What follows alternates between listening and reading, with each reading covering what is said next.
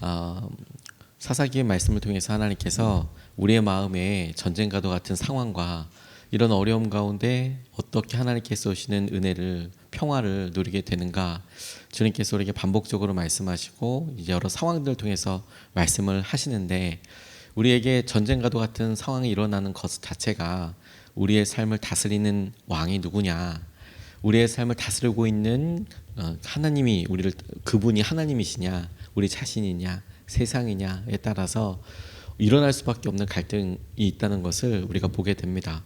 사사기는 끊임없이 누가 왕이냐라고 우리에게 묻고 있다고 싶어요. 누가 다스리고 있느냐, 누구냐.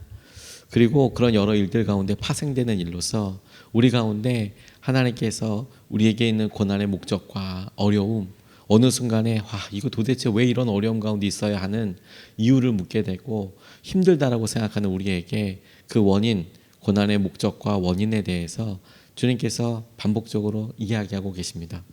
주님께서 우리에게 이야기하시는 말씀에 우리가 좀 귀 기울이고 싶습니다.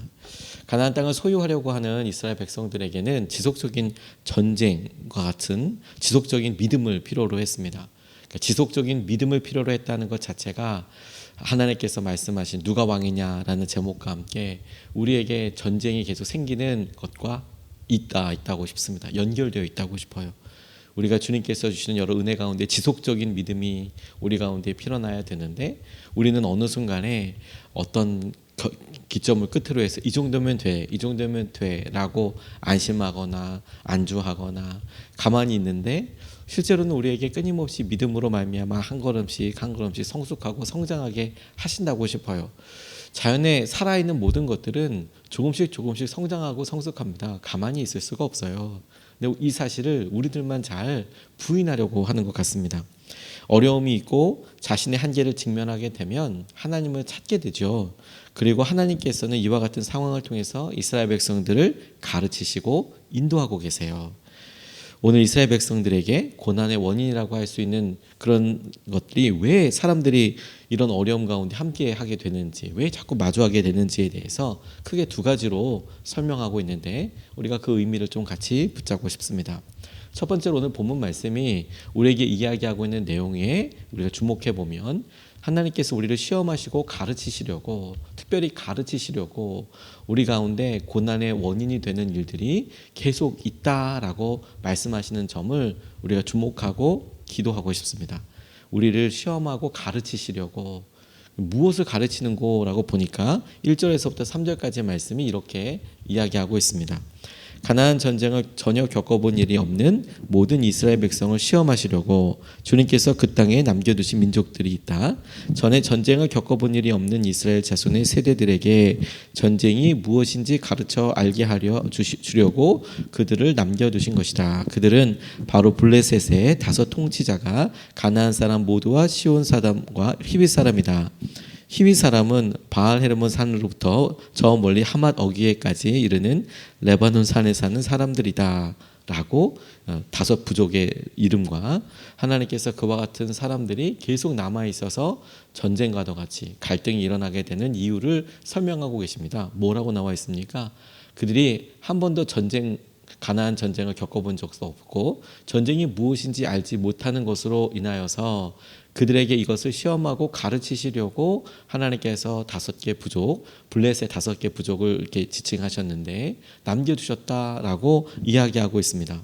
하나님께서 보시기에 가나안 땅에서 살고 있는 이스라엘 백성들, 그들이 겪고 있는 현실이 무엇이었냐면, 주목하시던 점이 무엇이냐면, 그들이 전쟁을 겪어보지 않았다라고 표현하고 있는 것에서 알 수 있는 것이, 그들이 들어서는 알지만 그들의 마음으로서 실제로 행동으로서 그와 같은 일을 마주해보지는 않았다라는 점에 하나님께서 주목하셨다라는 것입니다. 들어서 알고 있는 것, 들어서 하는 것에서 잘 따라가면 정말 좋지만, 그런데 이스라엘 백성들이 하나님께서 그렇게 반복하고 말씀하셨지만 부모로부터 혹은 열하나님께서 말씀하신 언약으로부터 자유로운 삶을 살기 시작했습니다. 자유롭게. 그러니까 그 자유로운 삶에 대해서 하나님께서 보시기에 말씀대로 살아가서 그 길을 잘 가면 하나님께서 계속해서 복 주시고 이끌어 주실 텐데, 그게 아닌 독자적이고 개인적인 개별적인 삶을 사는 것을 보고 돌이키시며 하나님과의 관계 가운데 초청하시고 저들의 삶에 인도하신다라고 하실 때에 그 중요한 통로이자 교보제이자 수단이 뭐였냐면 이방 민족들이었습니다. 그들과의 갈등, 전쟁이라고 나와 있는 단어를 우리가 물리적으로 싸우고 그래서 어떤 전쟁의 승리 이런 쪽에 관심을 두기보다 우리가 어찌할 수 없는 한계 상황과 우리에게 있어서 이걸 도대체 왜 해야 될지 모르는 폭력적이라고 할 만큼 힘든 상황들 앞에 우리가 있게 될 때, 혹은 생명을 걸어야 할 만큼 가치 있는 일에 우리가 할 수 있는 일이 없다는 것을 깨닫게 될 때, 상호 간의 신뢰, 하나님을 향한 믿음 이런 것들에 대해서 전쟁만큼 우리를 훈련시키고 연단하며 우리에게 강력하게 드러나게 하는 일이 없다고 싶어요. 이게 우리에게 되게 중요한 일이라고 싶습니다. 우리는 생각과 마음으로는 안다고 싶지만 근데 정작 하나님께서 우리에게 하시는 여러 말씀들을 실제로 그렇게 살아가냐, 그렇게 우리가 하나님께서 하신 것들을 붙잡고 나아가느냐, 그게 잘 안 된다는 것을 성경이 우리에게 자꾸 보여주고 있다고 싶어요.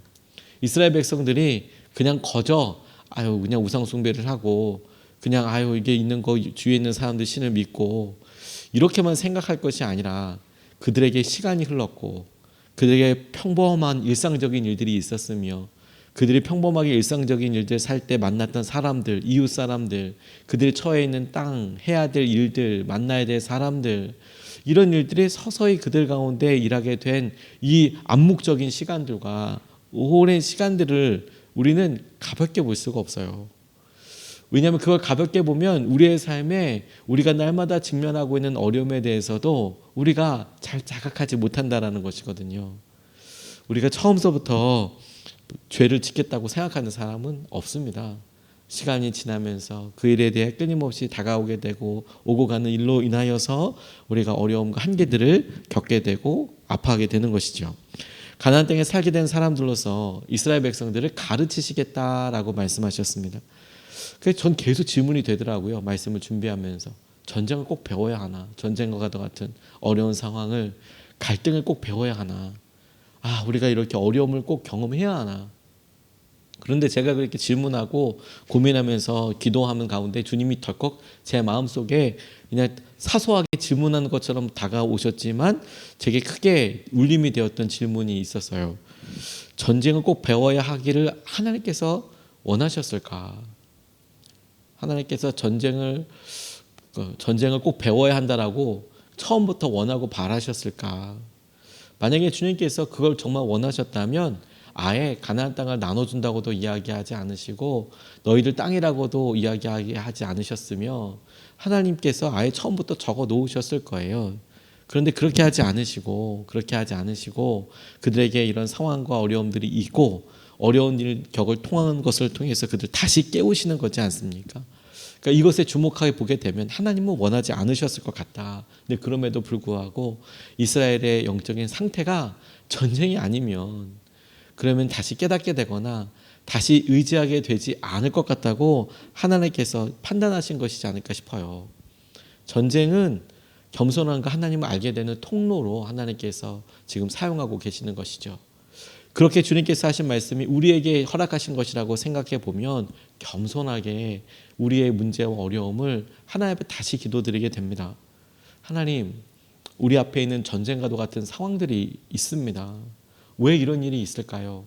왜 이렇게 어려운 일이 해결되지 않고 재정적인 일이나 관계의 일이나 우리가 이런 여러 일들에 있어서 하나님 우리가 오랫동안 기도해왔던 일들이 왜 해결되지 않는 것처럼 여겨질까요? 라는 상황에 주님께서 그 목적과 상황에 대해서 적어도 한 가지 측면은 여러 이유와 측면이 있겠지만 적어도 우리가 확신할 수 있는 한 가지 측면은 우리가 붙잡을 수 있겠다고 싶어요. 이런 갈등과 어려움을 통해서 하나님이 우리를 가르치시고 하나님이 우리를 성숙하고 성장하게 하시겠구나. 하나님께서 이런 일을 통하여 우리를 만지시고 훈련시키시는 거겠구나. 뿐만 아니라 하나님께서 우리를 그렇게 어려움 가운데 몰아넣는 것 자체가 목적이 아니라 하나님께서 원래 이루시고자 했던 대로 그 땅을 우리에게 주어서 하나님을 온전히 의지하고 하나님께서 다스리시는 땅, 그 땅에서 하나님께서 다스리시는 방법과 약속으로 살아가는 것, 그런 삶을 원하셨지만 그게 되지 않는 현실에 우리가 그래도 하나님을 의지하고 살 수 있는 방법으로 하나님께서 우리를 이렇게 이끌어 가시는구나.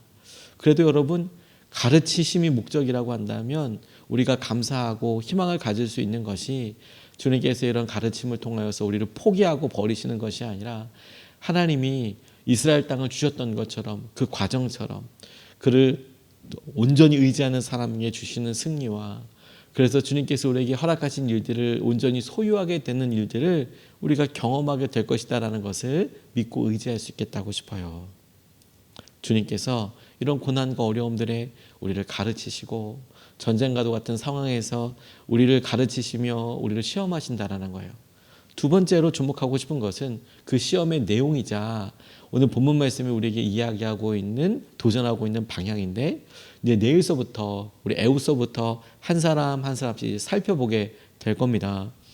1장서부터 3장까지가 하나님께서 왜 이와 같은 일들이 있는지에 대해서 설명하신 거라고 한다면, 이제 정작 우리가 이제 강론처럼 개별적인 여러 케이스 바이 케이스 사사들을 하나씩 살펴볼 때는 하나님께서 분명히 이렇게 관점과 이런 이유야, 이런 목적이었어라고 써 두셨지만 우리가 사실 개별적인 케이스 바이 케이스 안에 들어가면 잘 모르는 경우들이 많이 있어요.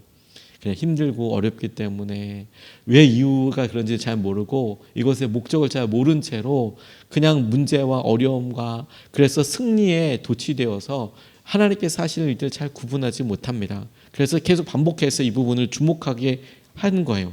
하나님께서 고난과 갈등과 전쟁과도 같은 상황을 시험하신다, 가르치신다.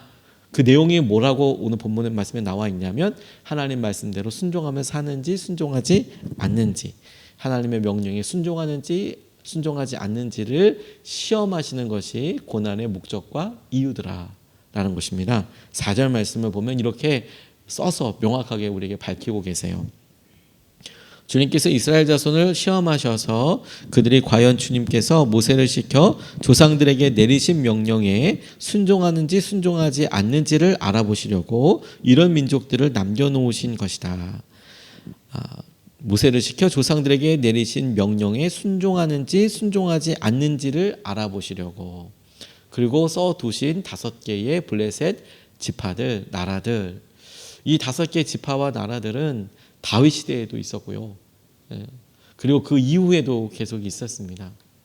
아이러니한 것은 이 블레셋 5지파들 그리고 이곳에서 활동하던 사람들이 완전히 사라지게 된 것은 북이스라엘 그리고 남유다가 차라로 망할 때 아수르에 의해서, 바벨론에 의해서 완전히 점령되는 때, 그때에서야 사실 이루어지게 돼요.